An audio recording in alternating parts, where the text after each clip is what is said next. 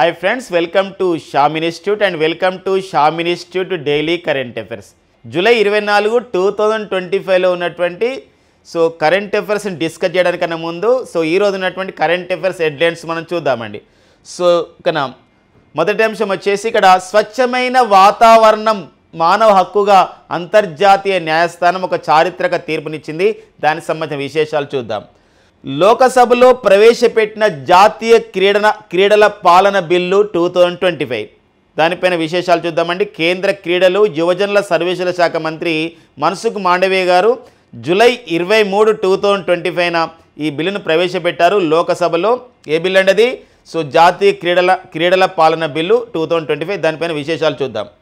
International union for the conservation for nature IUCN world conservation Congress 2025 ప్రారంభం కావడం జరిగింది అబుదాబిలో. దాని గురించి చూద్దామండి. తీర ప్రాంతంలో మరింత గస్తీని చేపట్టడంతో పాటు కాలుష్యాన్ని నివారించే ఉద్దేశంతో కాలుష్యాన్ని కంట్రోల్ చేయలే ఉద్దేశంతో తీర ప్రాంత గస్తీలో భాగంగా PCV సముద్ర ప్రచేట్ అనే ఒక నౌక చేరడం జరిగింది. దానికి సంబంధించిన విశేషాలు చూద్దాం. ఇక్కడ PCV అంటే పొల్యూషన్ కంట్రోల్ వెజల్ అని అర్థం అండి. స్పోర్ట్స్ అప్డేట్లో చూసినట్లయితే 134వ డ్యూరాంట్ కప్ కోల్కతాలో ప్రారంభమైంది. దానికి సంబంధించిన విశేషాలు చూద్దాం. వీటితో పాటుగా మరికొన్ని ప్రాంతీయ అండ్ జాతీయ అంతర్జాతీయ అంశాలతో పాటుగా science and technology and bullets points కూడా కరెంట్ అఫైర్స్ బుల్లెట్స్ని కూడా ఎగ్జామినేషన్ పాయింట్ ట్యాబ్లో మనం డిస్కస్ చేసుకునే ప్రయత్నం చేద్దాం. ఇందులో మొదటి అంశం వచ్చేసి స్వచ్ఛమైన వాతావరణం పొందడం అనేది మానవ హక్కు అని చెప్పేసి అంతర్జాతీయ న్యాయస్థానం ఒక చారిత్రకమైనటువంటి తీర్పును వెలువరించడం జరిగింది. ఏ విషయంలో వెలువరించింది ఏదో చూద్దామండి. అంటే వనౌటు అనే దేశం ఉందండి. ఈ వనౌటు దేశం ఒక పిటిషన్ని దాఖలు చేసింది అంతర్జాతీయ న్యాయస్థానంలో ఇంటర్నేషనల్ కోర్ట్ ఆఫ్ జస్టిస్ అని చెప్పేసి అంటాం.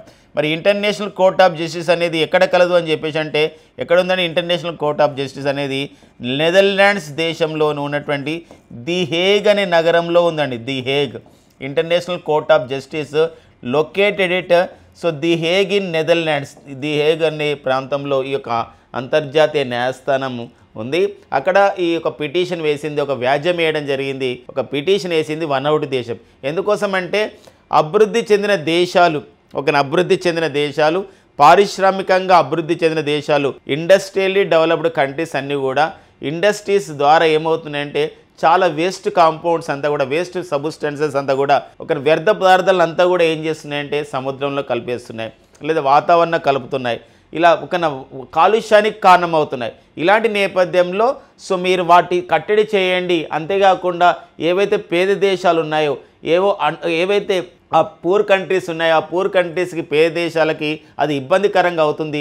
అలాంటప్పుడు ఈ పేద దేశాల్లో వాతావరణాన్ని కాపాడుకోవడానికి సరైన చర్యలు చేపట్టాలి. అది పెద్ద దేశాలు, అభివృద్ధి చెందిన దేశాలు, పారిశ్రామికంగా ఎక్కువ ఉద్గారాలను అందజేస్తున్న దేశాల యొక్క బాధ్యత అని చెప్పేసి సంబంధించిన నేపథ్యంలోనే వనౌటు దేశం అలాంటి పిటిషన్ దాఖలు చేయడం జరిగిందనమాట. ఈ నేపథ్యంలో అంతర్జాతీయ న్యాయస్థానం ఈ తీర్పును అనేది వెలువరించడం జరిగింది. మరి ఈ తీర్పును వెలువరించినటువంటి వారిలో అంతర్జాతీయ న్యాయస్థానం అధ్యక్షుడు యూజీ ఇవసావా. ఎవరండి? యూజీ ఇవసావా. అంతర్జాతీయ న్యాయస్థానానికి ఇటీవల కాలంలో నవాబ్ సలాం స్థానంలో కొత్త అధ్యక్షుడు ఎవరు అని చెప్పేసి అంటే ఎవరు వచ్చారండి మనకి? ఇతను యూజీ ఇవసావా అనే వారు రావడం జరిగింది. వారు ఈ తీర్పుని ఇవ్వడం జరిగింది. స్వచ్ఛమైన ఆరోగ్యకరమైన సమగ్రమైనటువంటి ఒక వాతావరణాన్ని పొందడం కూడా ఒక హక్కుగా అని చెప్పేసి ఇంటర్నేషనల్ కోర్ట్ ఆఫ్ జస్టిస్ యొక్క తీర్పు ఇవ్వడం జరిగింది. అక్కడ మన ఇమేజ్లో చూడొచ్చు. అలా ఈ వనౌటు దేశం ఎక్కడుంది? మనం లాస్ట్ టైంలో డిస్కస్ చేసినాం, తువాలు దేశం అని చెప్పి చెప్పుకున్నాం. అలాంటప్పుడు ఇది వనౌటు దేశం యొక్క ఏంది అసలు? వనౌటు దేశం, తువాలు దేశం అంటే ఈ సముద్ర క్షయం చెందబోతుంది కొన్ని సంవత్సరాలు అని చెప్పి చెప్పుకుంటున్నాం. అది మరి వనౌటు దేశం ఎక్కడుందంటే ఇక్కడ చూడండి, మనకి పసిఫిక్ సముద్రంలో కనబడుతుంది. మరి పసిఫిక్ సముద్రంలో కనబడుతున్నటువంటి దేశం ఇది. ఈ ప్రాంతంలో మనకు ఇక్కడ న్యూజిలాండ్, ఇక్కడ చూసినట్లయితే ఇక్కడ పపువా న్యూ గిని అండి, అండ్ ఇక్కడ ఆస్ట్రేలియా దేశం. ఈ పసిఫిక్ సముద్రంలో ఇక్కడ ఈ దీవులు అంతా కూడా ఏంటంటే వనౌటు దేశం అన్నమాట. మరి వనౌటు దేశం అనేది రాజధాని వచ్చేసి పోర్ట్ విల్లా. అది అంతేకాకుండా ఇక్కడ మనకి న్యూ కెలడోనియా అని ఒక ప్రాంతం కనబడుతుంది. రీసెంట్ కరెంట్ అఫైర్స్ మనం డిస్కస్ చేశాం. ఈ న్యూ కెలడోనియా అనే ప్రాంతం అనేది ఈ దీవులు అనేది దేని కిందికి వస్తాయండి? ఫ్రాన్స్ పరిధిలో ఉన్నాయి. ఈ న్యూ కెలడోనియా దీవులు ఆ ప్రాంతం వాళ్ళు అంటున్నారు మాకు స్వతంత్ర దేశం హోదా ఇవ్వండి, మాకు ఇండిపెండెంట్ కంట్రీగా మార్చమని చెప్పేసి అంటే ఫ్రాన్స్ దేశం ఆ న్యూ కెలిడోనియా దేశానికి ఒక అటానమస్ స్టేటస్ని, ఒక స్వయం ప్రతిపత్తిని మాత్రమే ప్రకటించడం జరిగిందనమాట. అక్కడే ఈ యొక్క వన్ అవుట్ దేశం అనేది ఉంది. ఎందుకోసం అంటే జియోగ్రఫీ పరంగా భౌగోళిక అంశాలను కూడా స్టడీ చేయాల్సినటువంటి అవసరం మనకు ఉంటుంది. ఇక్కడే మనకు సాలమన్ ఐలాండ్స్ ఉన్నది, ఇక్కడే నౌరు కూడా ఉంటుంది, నౌరు ఉంది. ఇక్కడే మనం చూసారు తువాలు అనే దేశం కూడా మనకు ఉంటుందండి. ఇక్కడే మనకి ఫిజీ కూడా ఉంటుంది, ఫిజీ దేశం కూడా ఉంటుంది. కాబట్టి ఒక్కోసారి ఏమడుగుతాడంటే ఈ వన్ అవుట్ దేశం ఇలాంటి ఒక సంబంధించినటువంటి పిటిషన్ దాఖలు చేయడం, అంతర్జాతీయ న్యాయస్థానం ఈ యొక్క చిన్న దేశం అయినప్పుడు కూడా ఆ పిటిషన్కి స్వీకరించడం, దానిపైన ఒక తీర్పు ఇచ్చిన నేపథ్యంలో దాని చుట్టుపక్కల ఉన్న దేశాలని అడిగే అవకాశం మనకి ఉంటుందండి. ఎందుకోసమంటే ఈ జాగ్రఫీ మ్యాప్ పాయింటింగ్ ద్వారా కూడా మనం చాలా బిట్స్ని కూడా అధ్యయనం చేసి మనం కాంపిటేటివ్లో మంచి మార్కులు కూడా సాధించడానికి మనకు ఉంటుందన్నమాట. ఇది స్వచ్ఛమైన వాతావరణాన్ని పొందడం మానవ హక్కుగా ప్రకటించుకున్నటువంటి సంస్థ ఏది, ఇటీవల సంస్థ ఏదంటే ఐసీజీ. ఇలాంటి నేపథ్యాన్ని కూడా చూసుకోవాల్సిన అవసరం మనకు ఉంటుందండి. ఇది ఒక అంతర్జాతీయ అంశంగా మనం ఇంపార్టెన్స్గా ఇవ్వాల్సిన అవసరం ఉందన్నమాట. ICG international court of justice అండి. మరి ఐసీజీ అని చెప్పేసి అన్నప్పుడు కొన్ని అంశాలు మనం తెలుసుకోవాలి. అంతర్జాతీయ న్యాయస్థానం. సో అంతర్జాతీయ న్యాయస్థానంలో ఎంతమంది న్యాయమూర్తులు ఉంటారంటే 15 మంది న్యాయమూర్తులు ఉంటారండి. 15 మంది న్యాయమూర్తులు, 15 జడ్జెస్ ఉంటారండి. జడ్జెస్ ఎంతమంది అంటే 15 జడ్జెస్ ఉంటారు. వీరి యొక్క పదవి కాలం ఎంత అని చెప్పేసి అంటే వీరి పదవి కాలం వచ్చేసి 9 ఇయర్స్ అండి. 9 ఇయర్స్ వీరి యొక్క పదవి కాలం అన్నమాట. ఎందుకోసం అంటే పదవి కాలాలపైన కూడా ఈ మధ్యకాలంలో క్వశ్చన్స్ అడుగుతున్న నేపథ్యం అనేది ఉంటుందండి. ఓకేనా. అంతర్జాతీయ న్యాయస్థానం ఇంటర్నేషనల్ కోర్ట్ ఆఫ్ జస్టిస్కి ఇంతవరకు 4 మన ఇండియన్స్, మన భారతీయులు ఒకరి జడ్జెస్గా పనిచేయడం జరిగింది. So B N Rao, Benegal Narasimharao, Nagendra Singh and Raghunandan Swarup Pathak, R S Pathak అండి. నెక్స్ట్ వచ్చేసి మనకి దల్వారి బండారి. మరొకసారి అండి అంతర్జాతీయ న్యాయస్థానంలో జడ్జిలుగా పనిచేసిన భారతీయులు వచ్చేసి సో బిఎన్ రావు అండి, బిఎన్ రావుతో పాటుగా మరి తర్వాత చూసినట్లయితే నాగేంద్ర సింగ్ అండి. సో నాగేంద్ర సింగ్ గారు పనిచేశారు. సో అంతర్జాతీయ న్యాయస్థానంలో జడ్జిగా పనిచేసిన 2వ భారతీయుడు. తర్వాత వచ్చేసి మనకి ఆర్ఎస్ పాఠక్ అండి. సో ఆర్ఎస్ పాఠక్ తర్వాత మనం చూసినట్లయితే నెక్స్ట్ వచ్చేసి ఎవరండి, దల్వారి బండారి అండి. ఎవరండి, దల్వారి బండారి. సో దల్వారి బండారి అనేవారు సో పనిచేయడం జరిగిందనమాట. ఇలా మొత్తం కూడా ఇలాంటి నేపథ్యాన్ని కూడా చూసుకోవాల్సిన అవసరం ఉంది. నెక్స్ట్ పాయింట్కి వెళ్దామండి. నెక్స్ట్ కరెంట్ అఫైర్కి వెళ్దాం. కాన్ కన్మే రామ్ అంటే ప్రతి కణంలో కూడా, ప్రతి దగ్గర కూడా రామ్ ఉన్నాడు, దేవుడు ఉన్నాడు అని చెప్పేసి ఒక డాక్యుమెంటరీని ప్రదర్శించడం జరిగింది.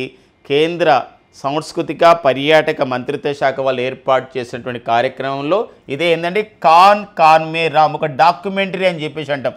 డాక్యుమెంటరీ అంటే ఒక లఘు చిత్రం, ఒక నిజ జీవిత కథాంశంగా వచ్చేదే ఒక డాక్యుమెంటరీగా మనం పిలుస్తాం అన్నమాట. ఇలాంటిది న్యూఢిల్లీలో ఉన్నటువంటి ఒక సంస్థ అండి. ఆ సంస్థ పేరు చూడండి, ఇంటాక్స్ అని చెప్పేసి అంటాం. ఇంటాక్స్ అనగా Indian national trust for the art and cultural heritage అని చెప్పేసి అంటాం. మరి ఇక్కడ రాముడి సంబంధించిన విశేషాలు, అంతేకాకుండా ఈ పాత్రలను ఎలా దాన్ని ఆ విధంగా అక్కడ ఎగ్జిబిట్ చేశారు ఆ యొక్క సంబంధించినటువంటి డాక్యుమెంటరీలో అని చెప్పేసి అంటే యక్షగానం రూపంలో, అంటే కర్ణాటకలో పేరొందినటువంటి ఒక యక్షగానం రూపంలో అండ్ అస్సాంలో పేరొందినటువంటి క్లాసికల్ డ్యాన్స్ అయినటువంటి శాస్త్రీయ రూపంలో ఆ సంబంధించినటువంటి కళాకారులు ఆ డాక్యుమెంటరీలో పాత్రను పోషించడం జరిగిందనమాట.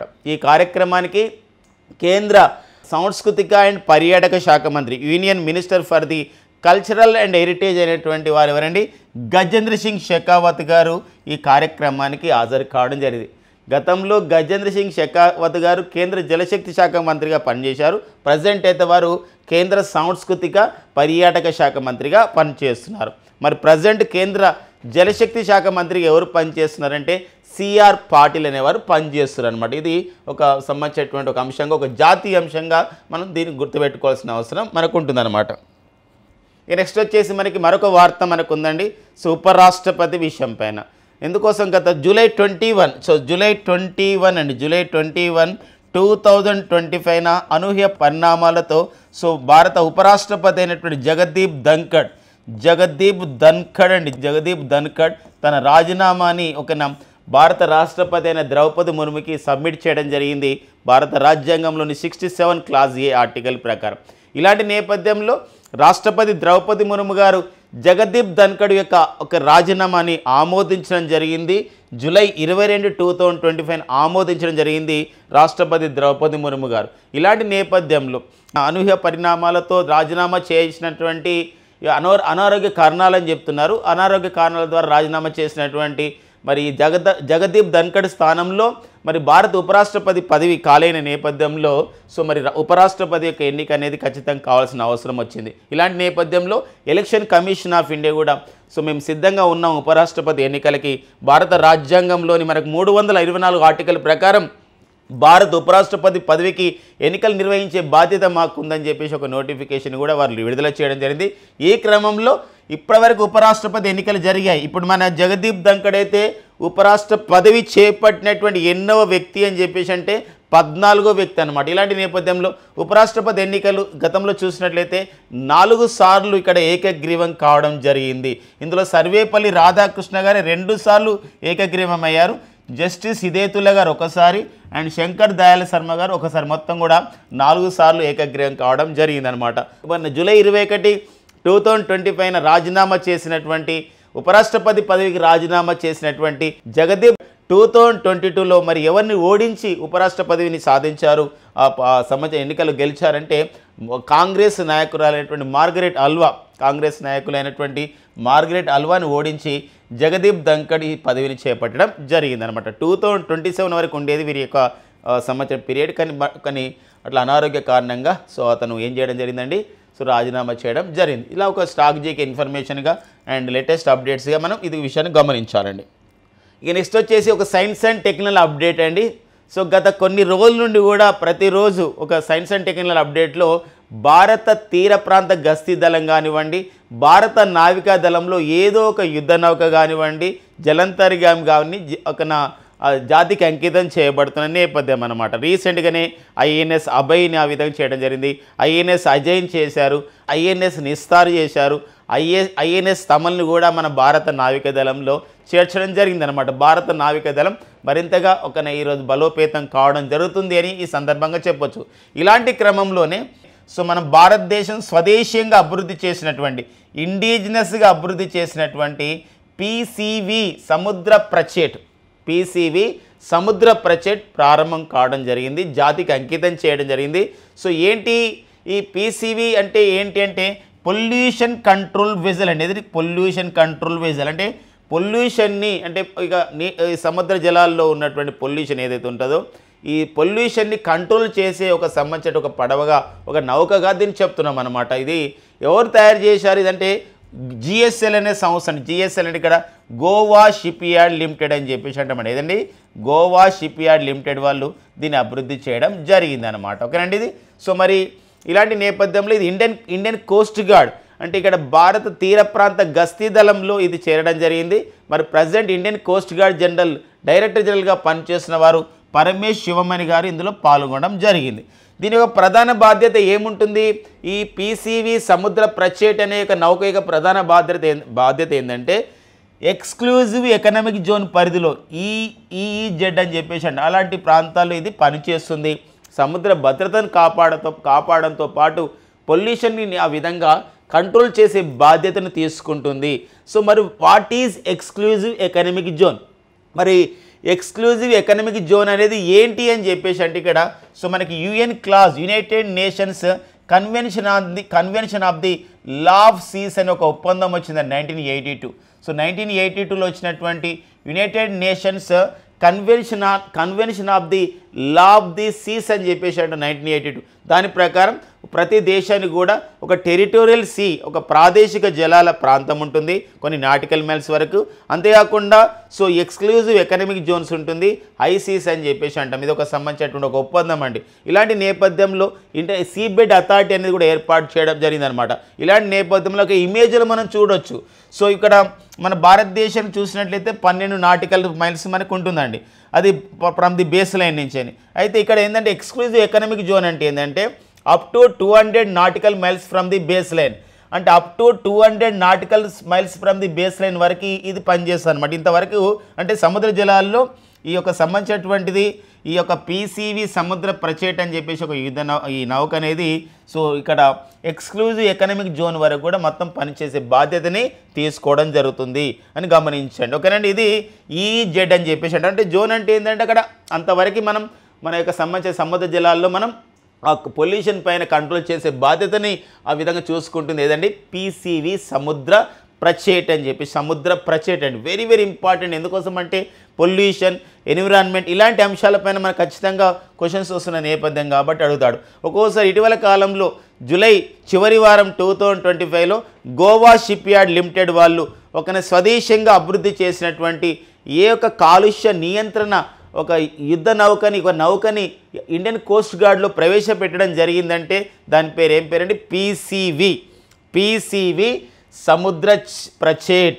సముద్ర ప్రచేట్ ఇలా ఎవరున్నారు ప్రజెంట్ ఇండియన్ కోస్ట్ గార్డ్ జనరల్గా ఎవరున్నారు డైరెక్టర్ జనరల్గా అంటే పరమేష్ శివమణి అని చెప్పేసి ఒక ఇలాంటి నేపథ్యం. ఓకే, నెక్స్ట్ చూద్దామండి. ఇక నెక్స్ట్ వచ్చేసి మనకి ఒక జూలై 23 అండి, జూలై 23 నిన్ననే జూలై 23 2025 సో జాతీయ క్రీడల పాలన బిల్లు, దీన్ని మనం భారత్ ఖేలో నీతి అని కూడా పిలవచ్చండి. భారత్ ఖేలో నీతి అంటారండి, భారత్ ఖేలో నీతి అని చెప్పేసి ఒక బిల్లు ఉందండి. భారత్ ఖేలో నీతి అని చెప్పేసి ఒక బిల్ అనమాట. ఈ క్రీడల పాలన బిల్లుని ప్రవేశపెట్టడం జరిగింది కేంద్ర క్రీడలు యువజనుల సర్వీసుల శాఖ మంత్రి ministry for the sports and youth affairs minister ఎవరండి వారే మన్సుఖ్ మాండవీయ గారు ప్రవేశపెట్టడం జరిగింది. సో ఈ జాతీయ క్రీడల పాలన బిల్లు యొక్క ప్రధానమైన ఉద్దేశం అనుకుంటుందండి. ఏం దీనిలో ప్రధానమైన ఉద్దేశాన్ని మన్సుఖ్ మాండవీయ గారు లోకసభలో ప్రవేశపెడుతూ మాట్లాడడం జరిగింది. 2036 నాటికి మనం ఒక క్రీడల విషయంలో ఒక అత్యున్నత స్థాయికి వెళ్ళాలి, పథకాల పట్టికలో మనము ముందంజలో ఉండాలి. 2036 సంవత్సరంలో మన భారతదేశం ఒలింపిక్ క్రీడలు నిర్వహించే విషయంలో ఒక బిడ్డింగ్ నిర్వహించుకోవడం జరుగుతుంది. ఒకవేళ మనకి వచ్చినట్లయితే ఒలింపిక్ క్రీడలు నిర్వహించే అవకాశం వచ్చినప్పుడు మరింతగా మనం గొప్పగా మనం పథకాల పట్టికలో ముందుండాలని ఒక ప్రధానమైన ఉద్దేశం ఇందులో కనబడుతుంది అనమాట. సో ఈ బిల్లులో ప్రధానమైన కొన్ని అంశాలు చూద్దామండి. జాతీయ క్రీడల పాలన బిల్లు 2025లో ఉన్నటువంటి అంశాల్లో ప్రధానంగా చూసినట్లయితే ఇక్కడ జాతీయ క్రీడల బోర్డుని ఏర్పాటు చేస్తున్నారు. నేషనల్ స్పోర్ట్స్ బోర్డ్స్ ఏర్పాటు చేస్తారండి. నేషనల్ స్పోర్ట్స్ బోర్డుని ఏర్పాటు చేస్తారు. దేశమంతా కూడా మొత్తం అన్ని క్రీడా సమాఖ్యలు all the sports federations in India comes under one roof అనమాట. దట్ ఈస్ కాల్డ్ ఇయర్ నేషనల్ స్పోర్ట్స్ బోర్డ్ అని చెప్పేసి అంటాం. ఇక్కడ బీసీసీఐ కానీ ఈవెన్ బీసీసీఐ లాంటి సంస్థలు అంటే భారత క్రికెట్ నియంత్రణ మండలి అండ్ భారత రెజ్లింగ్ సమాఖ్య, భారత ఫుట్బాల్ సమాఖ్య, జాతీయ ఒలింపిక్ సంఘం, ఇప్పుడు ప్రజెంట్ అయితే జాతీయ ఒలింపిక్ సంఘం పరిధిలో పనిచేస్తున్నాయి. ఇవన్నీ కూడా అన్ని సంస్థలు కూడా దేని పరిధిలోకి వస్తాయి, అన్ని క్రీడా సమాఖ్యలు కూడా దీని పరిధిలోకి వస్తాయి అన్నమాట. ఇది ఒక అంశంగా మనం గమనించుకుంటాం. అంతేకాకుండా ఇంకొక విషయం ఏంటంటే సో గుర్తింపు గల అన్ని క్రీడా సంఘాలు సమాచార హక్కు చట్టం పరిధిలోకి వస్తాయండి. అంటే నేషనల్ స్పోర్ట్స్ బోర్డు గుర్తించినటువంటి అన్ని క్రీడా సంఘాలు, అన్ని sports federation so right to information act. So మన దేశంలో మనకి రైట్ టు ఇన్ఫర్మేషన్ యాక్ట్ వచ్చిందండి. 2005లో సమాచారకు చట్టం వచ్చింది. సమాచారాన్ని ప్రతి పౌరుడు కూడా తెలుసుకోవడం ఇంపార్టెంట్. అంటే రక్షణ సమాచారం కాకుండా కొన్ని గోప్యత ఉన్న సమాచారాలు కాకుండా కాన్ఫిడెన్షియల్ కాకుండా మిగతా సమాచారాన్ని తెలుసుకోవాలండి. ఒక సమాచారం కావాలని మనం అప్లై చేసుకుంటే 30 డేస్లో ఇవ్వాలన్నమాట సమాచార హక్కు చట్టం ద్వారా. అలాంటి క్రమంలో మరి అన్ని క్రీడా సంఘాలు కూడా సమాచార హక్కు చట్టం పరిధిలోకి వస్తాయి. తద్వారా ఏమవుతుందంటే ట్రాన్స్పరెన్సీ పారదర్శకత అనేది అభివృద్ధి చెందడం జరుగుతుందన్నమాట. కానీ బీసీసీఐ అంటుంది మేము ఈ యొక్క బీసీసీఐ అంటుంది ఏంటంటే బీసీసీఐ ఇంతవరకు కూడా సమాచారకు చట్టం పరిధిలోకి లేదనమాట. కాబట్టి మాకు ఇలాంటిది లేదు అని చెప్పేసి, అంతేకాకుండా మేము ప్రభుత్వం ఇచ్చినటువంటి డబ్బుని మేము వాడుకోవడం లేదు, ప్రభుత్వం బీసీసీఐకి ఎలాంటి కేటాయింపులు చేయడం లేదు, మమ్మల్ని ఎందుకు ఇందులో కలుపుతారని చెప్పేసి ఒకటి భావిస్తుంది. అంతేకాకుండా బీసీసీఐ ఉపాధ్యక్షుడు అయినటువంటి రాజీవ్ శుక్లా ఒక ప్రకటన చేశారు. ఈ యొక్క బిల్లును మొత్తం మేము స్టడీ చేస్తాం, తర్వాత మా కామెంట్ తెలియజేస్తామని చెప్పేసి చెప్పడం జరిగింది అనమాట. అది కొంచెం ఇంపార్టెంట్గా చూసుకోవాలండి. అంతేకాకుండా ఈ స్పోర్ట్స్ పాలసీలో నేషనల్ స్పోర్ట్స్ బోర్డు విషయంలో జాతీయ క్రీడల పాలన బిల్లు విషయంలో మరికొన్ని విషయాలు కూడా ఇక్కడ ఉండడం జరిగింది. ఎవరైతే ఫెడరేషన్స్లో ఉన్నారో స్పోర్ట్స్ ఫెడరేషన్స్ ఉన్నారో సమాఖ్యలో అధ్యక్షులు ఉన్నారు, కార్యదర్శులు, కోశాధికారి ట్రెజరర్స్ ఉన్నారు. గరిష్టంగా వారు 12 ఇయర్స్ వరకు వరుసగా 3 పర్యాయాలకు మించి పదవిలో ఉండరాదు. అంటే 3 పర్యాయాలకు మించి, 3 పర్యాయాలు అంటే అర్థం ఏంటంటే 3 టర్మ్స్, 3 టర్మ్స్ కన్నా ఎక్కువగా మించి ఉండరాదు అంటే, లేకపోతే ఇంకొక కండిషన్ కూడా పెట్టడం జరిగిందండి. 70 ఇయర్స్ వరకు వారికి మాత్రమే పదవిలో ఉండాలి. ఒకవేళ 70 ఇయర్స్ వరకన్నా ఎక్కువగా ఉండాలంటే మరింత అమెండ్మెంట్ చేయాల్సిన అవసరం ఉంటుందని చెప్పేసి కూడా చెప్పడం జరిగింది. మరొక అంశం ఏంటంటే, క్రీడల సంబంధించిన విషయంలో కొన్ని వివాదాలు ఉన్నాయి. క్రీడా సమాఖ్యల విషయంలో వివాదాలు ఉన్నాయి. ఫర్ ఎగ్జాంపుల్ చూద్దాం మనం. జాతీయ రెజ్లింగ్ సమాఖ్యలో గతంలో బ్రిజ్భూషణ్ సింగ్ జాతీయ రెజ్లింగ్ సమాఖ్యకు ప్రెసిడెంట్గా ఉన్నప్పుడు అతనిపైన లైంగిక ఆరోపణలు వచ్చాయి. లైంగిక వేధింపులకు సంబంధించినటువంటి ఒక కేసు ఉంది. అలాంటి కేసులు కానీ అలాంటివి ఉన్నప్పుడు ఏం చేస్తున్నారని చెప్పేసి అంటే, ఇక్కడ ఇలాంటి సంబంధించిన కేసులు వచ్చినప్పుడు వెంటనే నేషనల్ స్పోర్ట్స్ ట్రిబ్యునల్ ఒక కోర్టుని ఏర్పాటు చేస్తున్నారు అన్నమాట. నేషనల్ స్పోర్ట్స్ ట్రిబ్యునల్లో ఒక ప్రత్యేకమైన కోర్టుని ఏర్పాటు చేస్తున్న నేపథ్యం ఉంటుందండి నేషనల్ స్పోర్ట్స్ ట్రిబ్యునల్ అనే విషయాన్ని. సో తద్వారా ఇక నేషనల్ స్పోర్ట్స్ ట్రిబ్యునల్ అలాంటి విషయాలపైన తీర్పునిస్తుంది. ఈ తీర్పుల పైన మళ్ళీ మనం ఒక పిటిషన్ వేయాలంటే అది హైకోర్టులకు వెళ్ళకూడదు, ఓన్లీ సుప్రీంకోర్టు వరకు మాత్రం వెళ్ళాలని చెప్పేసి కూడా ఈ బిల్లులో పొందుపరచడం జరిగింది. ఈ బిల్లు లోకసభలో ప్రవేశపెట్టారు కదా, తర్వాత చర్చ జరుగుతుంది. చర్చ తర్వాత ఆమోదిస్తారు. ఆమోదించిన తర్వాత రాజ్యసభకి వెళ్తుంది. తర్వాత చర్చ జరుగుతుంది, ఆమోదిస్తారు. తర్వాత రాష్ట్రపతి సంతకం చేస్తారు. అప్పటి వరకు కూడా ఈ బిల్లులో ఉన్నటువంటి అంశాలు ఏమైనా మారవచ్చు. ఫైనల్గా బిల్లు ఆమోదించిన తర్వాత దీనిపైన మరింత అంశాలను మనం డిస్కస్ చేద్దామండి. ఒక్కొక్కసారి ప్రతిపాదిత బిల్లులో ఉన్నటువంటి అంశాలు కూడా అడుగుతాడండి, ఒక ముసాయిదాలో కూడా అడుగుతాడు ఒక్కోసారి. జూలై 23, 2025 కేంద్ర క్రీడల యువజన సర్వీసుల శాఖ మంత్రి మన్సుఖ్ మాండవీయ గారు లోకసభలో జాతీయ క్రీడల పాలన బిల్లుని ప్రారంభించారు, ఇంట్రడ్యూస్ చేశారు. ఆ ఇంట్రడ్యూస్ చేసినటువంటి అంశాల్లో ఉన్నది ఏంటి, లేనిది ఏంటి అన్నప్పుడు ఇలాంటి ముఖ్యమైనటువంటి పాయింట్స్ని మనం డిస్కస్ చేసుకోవాలి. అక్కడ ఇమేజ్లో ఉన్నవారు మన్సుఖ్ మాండవీయ, మన కేంద్ర క్రీడల శాఖ మంత్రి అన్నమాట. ఓకేనండి, నెక్స్ట్ చూద్దామండి. ఇక మనకి జాతీయ అంశంగా మనం చూసుకోవాలి పిఎం శబ్ద్ అండి. ఈ పిఎం శబ్ద్ అని ఒక వెబ్ పోర్టల్ ఉందండి. 2024 మార్చిలో దీన్ని ఏర్పాటు చేయడం జరిగింది. ప్రసార భారతి బోర్డు వాళ్ళు దీన్ని ఏర్పాటు చేశారు. ప్రసార భారతి పీబీ అంటే ఏంది, ప్రసార భారతి అని చెప్పేసి అంటామండి. ఈ ప్రసార భారతి బోర్డుని మనకి ఒక రేడియో ప్రసారాలు, తర్వాత దూరదర్శన్ ప్రసారాలు అన్నీ కూడా దీని కిందకే వస్తాయండి, ప్రసార భారతి బోర్డు కిందకే. మరి 1997లో దీన్ని ఏర్పాటు చేయడం జరిగింది ప్రసార భారతి బోర్డుని. న్యూఢిల్లీలో దీని ప్రధాన కార్యాలయం ఉంటుంది. ఒక వెబ్ పోర్టల్ ఏర్పాటు చేశారు. ఎందుకోసం అంటే ఈరోజు సోషల్ మీడియా సామాజిక వేదిక శక్తివంతమవుతున్న క్రమంలో, అందుకే సోషల్ మీడియాని మనం ఈరోజు ఏమంటున్నామంటే 5th ఎస్టేట్ అని చెప్పేసి అంటాం. 4th ఎస్టేట్ పత్రికా రంగమే, దానికంత ప్రభావితం చేస్తుంది సోషల్ మీడియా. మరి అలాంటప్పుడు కొన్ని ఫేక్ న్యూస్ వస్తున్న నేపథ్యం ఉంది, నకిలీ వార్తలు వస్తున్నాయి. అలాంటి వాటిని అడ్డుకట్ట చేయాలంటే మరి కేంద్ర సమాచార ప్రసార శాఖ ఏం చేసిందంటే ప్రసార భారతి బోర్డు పరిధిలో పీబీ శబ్ద్ అని చెప్పేసి ఒక వెబ్ పోర్టల్ ఏర్పాటు చేయడం జరిగింది. పీబీ అంటే అక్కడ అర్థం ఏంటంటే, పీబీ అంటే ప్రసార భారతి అని చెప్పేసి అంటే ప్రసార భారతి అని చెప్పేసి అంటాం. మరి ఏర్పాటు చేశారు. శబ్ద్ అంటే అర్థం ఏంటంటే shared audio visuals for broadcast and dissemination. Broadcast అంటే ప్రసారం చేయడానికి, డిసెమినేషన్ అంటే whether this is the news or confirmation or not, అంటే సరైనటువంటి సమాచారం మాత్రమే అందుతుంది, అదే మనకు డిసెమినేషన్ కిందకి వస్తుంది. Shared audio visuals for the broadcast and dissemination అని చెప్పేసి ఒక సంబంధించిన వెబ్ పోర్టల్ ఏర్పాటు చేశారు. ఎవరైతే వార్తాపత్రికలు ఉన్నారు, వార్తాపత్రికల వారు, న్యూస్ ఏజెన్సీ కానివ్వండి, వివిధ న్యూస్ ఛానల్స్ వాళ్ళు కానివ్వండి, వీళ్ళందరూ కూడా మీడియా వాళ్ళు కానీ ఇందులో తమ నమోదు చేసుకుంటే అది సరైనటువంటి సమాచారాన్ని వాళ్ళకి ఇస్తుంది. తద్వారా ఏంటంటే ఇన్ఫర్మేషన్ని ఏదైతే ఇస్తుందో, కన్ఫర్మేషన్ అన్నటువంటి ఇన్ఫర్మేషన్ అంటే సరైన విధంగా ఉంది ఈ సమాచారం అంటేనే అది న్యూస్ ఛానల్కి అందుతుంది. న్యూస్ ఛానల్ అందడం వల్ల అది ఒక 4th ఎస్టేట్ అనేది ప్రభుత్వానికి, ప్రజలకు వారధిగా ఉంటుంది నేపథ్యంలో ఇది చాలా అవసరమైన సమాచారం, ఒక నిర్దిష్టమైన సమాచారం, నకిలీ వార్తలు కాకుండా అందించే బాధ్యతను ఈ శబ్ద పోర్టల్ తీసుకుంటుంది అనమాట. కాబట్టి వార్తాపత్రికలు, ఛానల్స్ ఇవన్నీ కూడా జాయిన్ కాండి ఇందులో. పీబీ శబ్ద్ వెబ్ పోర్టల్ అని చెప్పేసి కేంద్ర సమాచార ప్రసార శాఖ ఒక ఇన్ఫర్మేషన్ ఇవ్వడం జరిగింది. ఇది మనము ఈ జాతీయ అంశాన్ని మనం ప్రెస్ ఇన్ఫర్మేషన్ బ్యూరో మరి ఇవ్వడం జరిగిందనమాట. అది మనం యాజిటీగా తీసుకుంటున్నాం. మన ప్రజెంట్ కేంద్ర సమాచార ప్రసార శాఖ మంత్రి, the present union information broadcasting minister వచ్చేసి ఎవరున్నారండి, అశ్విని వైష్ణవ్ అండి.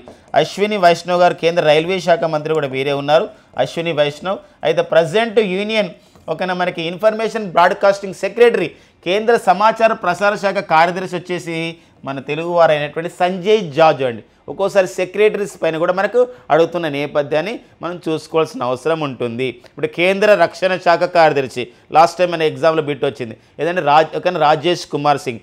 కేంద్ర హోంశాఖ కార్యదర్శి గోవింద్ మోహన్ అని. కేంద్ర హోంశాఖ కార్యదర్శి ఎవరండి? గోవింద్ మోహన్ అనేవారు సో కేంద్ర హోంశాఖ కార్యదర్శిగా ఉండడం జరిగింది.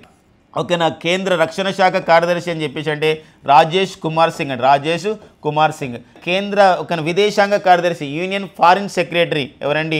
విక్రమ్ మిశ్రీ అండి. ఎవరండి? విక్రమ్ మిశ్రీ. ఇలా కొన్ని నేర్చుకోవాల్సిన అవసరం అనేది ఉందన్నమాట. సో మరి ప్రసార భారతి అని చెప్పేసి అంటున్నాం. మరి ప్రసార భారతి బోర్డుకి ప్రజెంట్ చైర్మన్గా ఎవరున్నారని చెప్పేసి అంటే నవనీత్ కుమార్ సెహగల్. నవనీత్ కుమార్ సెహగల్ అండి ద ప్రజెంట్ ఒక ప్రసార భారతి బోర్డు చైర్మన్ వచ్చేసి నవనీత్ కుమార్ సెహగల్ ఉన్నారు. గతంలో సూర్యప్రకాష్ గారు పనిచేసేవారు. సో మరి సూర్యప్రకాష్ గారు రిటైర్మెంట్ అయిన తర్వాత నవనీత్ కుమార్ సెహగల్ రావడం జరిగింది. మన సూర్యప్రకాష్ గారికి సూర్యప్రకాష్ గారు రీసెంట్గా 2025 ఒక పద్మ అవార్డులో 10 గ్రహీతల్లో ఒకరు వచ్చేసేవారండి సూర్యప్రకాష్ గారు అనమాట. ఆ నేపథ్యం చూసుకోవాలి. అండ్ ప్రసార భారతి బోర్డుకి సీఈఓగా పనిచేస్తున్న వారు వచ్చేసి చీఫ్ ఎగ్జిక్యూటివ్ ఆఫీసర్గా పనిచేసిన వారు వచ్చేసి ఎవరు తెలుసండి? గౌరవ్ ద్వివేద్ అండి. గౌరవ్ ద్వివేద్ ఉన్నారన్నమాట. ఇలా మనకి వార్తల వ్యక్తిగా ఒక జాతీయ అంశంగా ఈ పీబీ శబ్ద అనే విషయాన్ని గమనించుకోవాలి. నెక్స్ట్ కరెంట్ అఫైర్కి వెళ్దాం. ప్రాంతీయ అంశాలు. సో ఈ ప్రాంతీయ అంశాలు మనం చూసినట్లయితే త్వరలోనే ఆంధ్రప్రదేశ్ పాపులేషన్ మేనేజ్మెంట్ పాలసీని విడుదల చేస్తున్నట్లు ప్రకటించడం జరిగింది. సో ఆంధ్రప్రదేశ్ రాష్ట్ర ముఖ్యమంత్రి. సో ఒక ఏ విషయంలో ఇక్కడ చూడండి, ఆంధ్రప్రదేశ్ రాష్ట్ర ముఖ్యమంత్రి సో మరి చంద్రబాబు నాయుడు గారు సో నిన్ననే మనకి విజయవాడలో జరిగినటువంటి ఒక సమావేశం. విజయవాడలో పెట్టుబడులని ఆ విధంగా సో మనం అట్రాక్ట్ చేయాలని ఒక ప్రధానమైన ఉద్దేశంతో యుఏఈ దేశం యునైటెడ్ అరబ్ ఎమిరేట్స్ వాళ్ళు ఆ విధంగా ప్రత్యేక అతిథులుగా పాల్గొన్నటువంటి సమావేశంలో పాల్గొన్న తర్వాత త్వరలోనే ఆంధ్రప్రదేశ్ పాపులేషన్ మేనేజ్మెంట్ పాలసీని ప్రకటించబోతుంది. ఒక ముసాయిదాను ఒక డ్రాఫ్ట్ను తయారు చేస్తున్నామని ప్రకటించడం జరిగింది. ఇందులో ప్రధానమైన కొన్ని అంశాలు ఉన్నాయి. ఇవి పూర్తిగా ఇంకా అంశాలను చేర్చలేదు. ప్రతిపాదిత అంశాలు ముసాయిదా డ్రాఫ్ట్ అని చెప్పేసి అంటాం. సో మరి అందులో ప్రధానంగా సో మనకి ఆంధ్రప్రదేశ్లో సో ఇన్ఫెర్టిలిటీ రేట్ అని చెప్పేసి అంటే ఇక్కడ ఏంటంటే ఫెర్టిలిటీ రేట్ అని చెప్పేసి అంటాం. అంటే సంతాన సాఫల్యత రేట్ అండి. సంతాన సాఫల్యత రేటును పెంచాలని ఒక ప్రధానమైన ఉద్దేశం, జనాభాను కూడా పెంచుకోవాలని ఒక ప్రధానమైన ఉద్దేశం ఉంది. ఎందుకోసం ఏం చెప్పేసి అంటే ప్రపంచ జనాభా విషయంలో కొన్ని ఒడిదొడుకులు ఉన్నాయి. అలాంటప్పుడు ఒక మానవ వనరుల యొక్క అవసరం ఉంటుంది భవిష్యత్తులో అనే ఒక ప్రధానమైన ఉద్దేశంతో ఆంధ్రప్రదేశ్ పాపులేషన్ మేనేజ్మెంట్ పాలసీ 2025 ముసాయిదాని తయారు చేస్తున్నామంటే ప్రకటించడం జరిగింది. ఇది త్వరలోనే విడుదల చేస్తామని చెప్పడం జరిగింది. ఐవీఎఫ్ చికిత్సను ప్రోత్సహిస్తారు. ఇన్విట్రో ఫెర్టిలైజేషన్ అని చెప్పేసి అంటాం. ఎవరైతే పిల్లలు కారో దంపతులకి సో అలాంటి సంబంధించిన విధానం ద్వారా ఐవీఎఫ్ చికిత్స ద్వారా కూడా పిల్లల్ని ఆ విధంగానే ఒక సంబంధించినటువంటి ఒక టెక్నాలజీని సో ప్రభుత్వమే ఇస్తుందన్నమాట, ప్రభుత్వమే ప్రోత్సహిస్తుంది. అంతేకాకుండా మాతృత్వపు సెలవుల్ని ఈ మెటర్నిటీ అండ్ ప్రెటర్నిటీ అని చెప్పేసి అంటాం. ఈ మెటర్నిటీ లీవ్స్ అన్నమాట. ఎవరైతే ఉద్యోగస్తులు ఉంటారో సో మహిళలు సో వాళ్ళకి ఒక మాతృత్వపు సెలవులు 6 నెలలు ఇస్తున్నారు. కానీ ఇప్పుడు 12 నెలల వరకు పెంచాలి అని చెప్పేసి ఒక ప్రతిపాదన చేస్తున్నారు. అంతేకాకుండా 3 పిల్లలు కనిన్నారో ఎవరైతే 2 కన్నా ఎక్కువగా అంటే 3 పిల్లలు కన్నారో వాళ్ళకి పన్ను మినహాయింపు ట్యాక్స్ ఎగ్జంప్షన్ ఇస్తున్నారు. ఇది ఐస్లాండ్ దేశంలో నమోదవుతుందండి. ప్రపంచంలోని ఫస్ట్ టైం అన్నమాట. ఒక 4 పిల్లల్ని కన్నటువంటి మహిళలకి జీవితాంతం కూడా ట్యాక్స్ ఎగ్జంప్షన్ చేస్తున్నటువంటి తొలి దేశంగా ఈరోజు ఐస్లాండ్ ఉంది. అలాంటి విషయాన్ని ఇక్కడ తీసుకోవడం జరిగిందనమాట. అంతేకాకుండా 3వ బిడ్డను కన్నారు, అలాంటి తల్లులకి 50,000 రూపాయలు ఇస్తున్నారు. 4వ బిడ్డ కూడా అలా అంతే మొత్తాన్ని ఇవ్వాలని ఒక ప్రతిపాదన ఇందులో చేయడం జరిగిందనమాట. ఇది ప్రతిపాదిత అన్నట్టు అంశాలు. సో ఇది మనకి ఆంధ్రప్రదేశ్ పాపులేషన్ మేనేజ్మెంట్ పాలసీ 2025 అంశాలు అన్నమాట. త్వరలో పూర్తి సంబంధించిన డేటాను ప్రకటిస్తారు. అప్పుడు మరింతగా మనం డిస్కస్ చేద్దాం. ఓకేనా.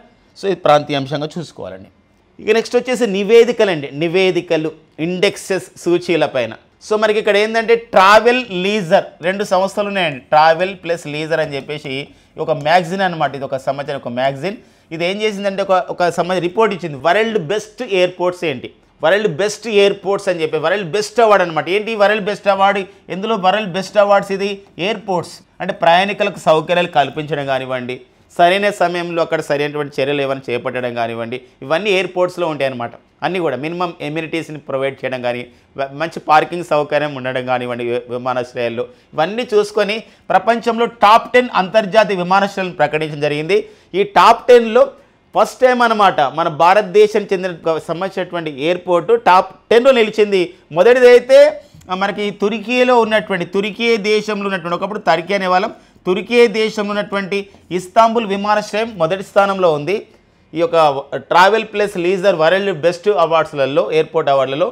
సో 9వ స్థానంలో మనకి మహారాష్ట్రలోని ముంబైలో ఉన్నటువంటి ఛత్రపతి శివాజీ మహారాజ్ ఇంటర్నేషనల్ ఎయిర్పోర్ట్ అనేది మనకి 9వ స్థానంలో నిలిచిందనమాట. ఇది ఒక ఇంపార్టెన్స్గా తెలుసుకోవాలండి.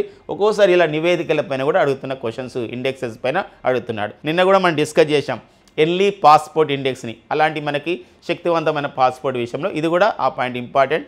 సో మరి విమానాశ్రయం అంటున్నాం, అంతర్జాతీయ సంబంధించిన విషయం కాబట్టి ఇక్కడ మన ప్రాంతీయ అంశం జాతీయ అంశానికి వచ్చినట్లయితే ఇక్కడ సో 2 అంశాలు చాలా చాలా ఇంపార్టెంట్గా ఉంటాయి. ప్రజెంట్ మరి కేంద్ర పౌర విమానయాన శాఖ మంత్రి ఎవరున్నారండి వారే?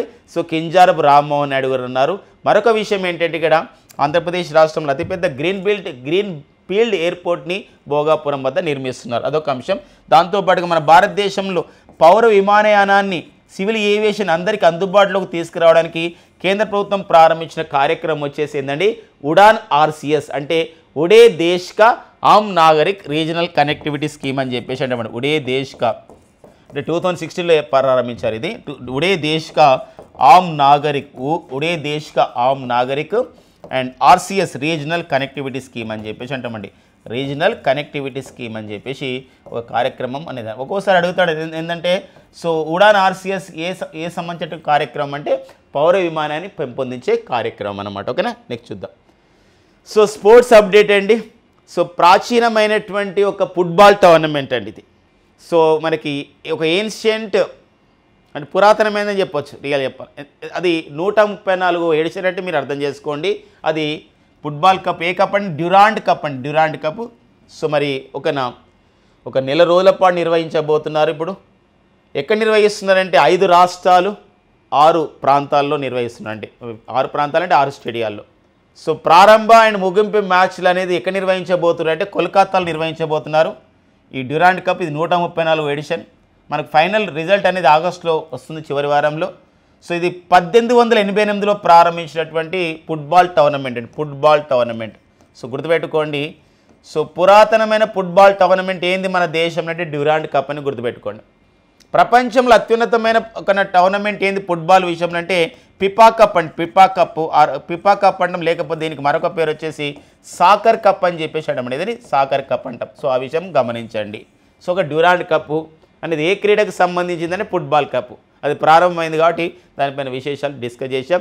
అండ్ డ్యూరాండ్ కప్ ఒకటి, ఇంకోటి సంతోష్ ఏదండి సంతోష్ కప్ అని కూడా దేనికి సంబంధించిందంటే అది కూడా ఫుట్బాల్లోనే ఆడతారనమాట, ఫుట్బాల్లోనే ఇస్తారు. ఓకేనా, ఇది స్పోర్ట్స్ అప్డేట్లో ఉన్న అంశం. ఇక నెక్స్ట్ వచ్చేసి కరెంట్ అఫైర్స్లో భాగంగా మన షామిల్ షూట్ సంబంధించిన విషయంలో అన్ని పోటీ పరీక్షల్లో కూడా సో బిట్ అనేది మిస్ కాకూడదు ఒకని కరెంట్ అఫైర్స్ విషయంలోనే ప్రధానమైన ఉద్దేశంతో సో షామ్స్ డిఎన్ఏ డైలీ న్యూస్ అనాలిసిస్ బుల్లెట్స్ని అందించడం జరుగుతుంది, useful for the all competitive exams. ఇందులో మనం చూసినట్లయితే భారత్లో ఆర్న్బిల్ సంరక్షణ గురించి తొలి సెంటర్ ఆఫ్ ది ఎక్సలెన్స్ని ఎక్కడ ఏర్పాటు చేస్తున్నారు?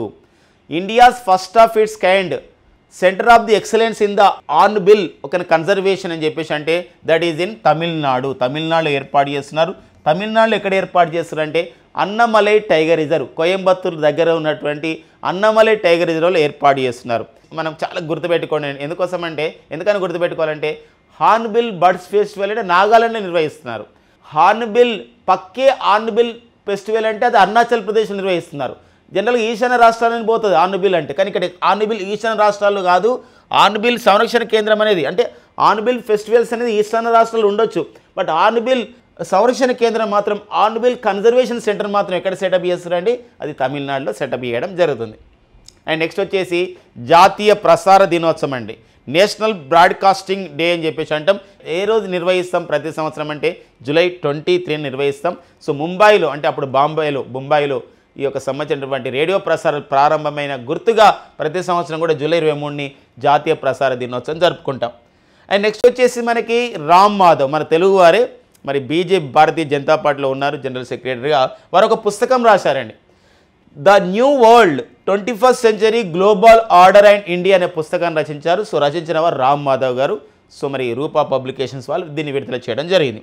అండ్ నెక్స్ట్ వచ్చేసి మనకి వరల్డ్ కన్జర్వేషన్ కాంగ్రెస్ 2025 ఎక్కడ నిర్వహిస్తున్నారనండి.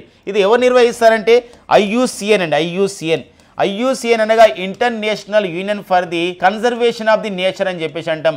1948లో ప్రారంభించినటువంటి ఈ సంస్థ ప్రకృతి పర్యావరణ పరిరక్షణ గురించి కృషి చేస్తుంది.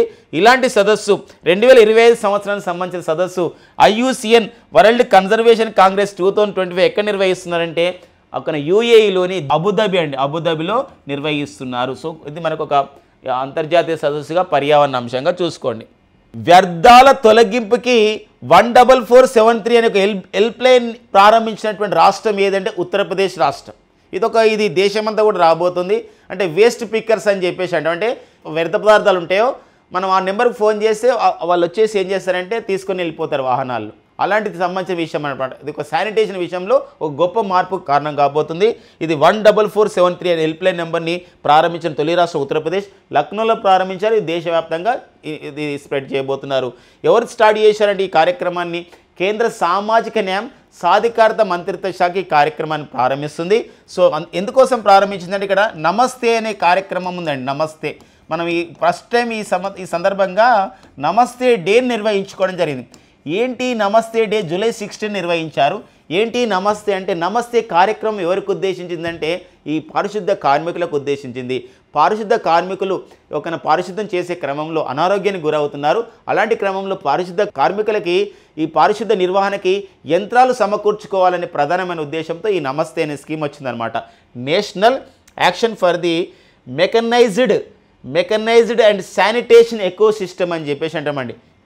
National action for the mechanised అంటే మెకనైజ్డ్ అంటే యాంత్రీకరణ చేయాలి. ఒక యాక్షన్ ప్లాన్ అనమాట. ఒక నియమిత కాలంలో చేయాలి. National action for the mechanised and sanitation పరిశుద్ధం చేయాలి. ఇక్కడ శానిటేషన్ ఎకో సిస్టమ్ని మనం పరిశుద్ధ నిర్వహణ చేయాలనే ప్రధానమైన ఉద్దేశంతో నిర్వహిస్తున్న నేపథ్యంలో ఇక నుండి ప్రతి సంవత్సరం కూడా నమస్తే డేని ఎప్పుడు నిర్వహిస్తారు? జూలై 16. నమస్తే డే అంటే ఇక్కడ మనం పారిశుద్ధ కార్మికులకి నమస్తే చేయడం. అంతేకాకుండా నమస్తే అంటే వాళ్ళ యొక్క ఆరోగ్యాన్ని మనం కాపాడుకోవడం వారు కాపాడుకునేటట్టు చేయడమే ఈ నమస్తే కార్యక్రమం. ఆ కార్యక్రమంలో భాగంగానే ఈ హెల్ప్ లైన్ నెంబర్ ప్రారంభించారు. NHRC నేషనల్ హ్యూమన్ రైట్స్ కమిషన్కి ఇన్వెస్టిగేట్ డైరెక్టర్ జనరల్గా ఎవరు నియమితులు కావడం జరిగిందంటే ఆనంద్ స్వరూప్గా నియమితులు కావడం జరిగింది. సో మరి ఇది జాతీయ మానవ హక్కుల సంఘానికి ఇన్వెస్టిగేట్ డైరెక్టర్ జనరల్ అనే ఒక పోస్ట్ ఉంటుందండి. IPS ఆఫీసర్ నియమితులు అవుతారు. వారు ఎవరంటే ఆనంద్ స్వరూప్ గారు. సో నియమితులు కావడం జరిగింది. సో మరి ప్రజెంట్ NHRCకి చైర్మన్ వచ్చేసి మనకి జస్టిస్ రామసుబ్రహ్మణ్యం గారు ఉన్నారనమాట. సో అది NHRC చైర్మన్. మరి ఇక్కడ NHRCకి ఇన్వెస్టిగేట్ డైరెక్టర్ జనరల్ వచ్చేసి ఎవరండి? ఆనంద్ స్వరూప్ అండి. సో ఫ్రెండ్స్ ఇవ్వండి జూలై 24, 2025లో ఉన్నటువంటి కరెంట్ అఫైర్స్, దాంతోపాటుగా మీకు ఎగ్జామ్కి ఉపయోగపడే బుల్లెట్స్ పాయింట్స్ కూడా అందించడం జరిగింది. Thank you friends and all the best.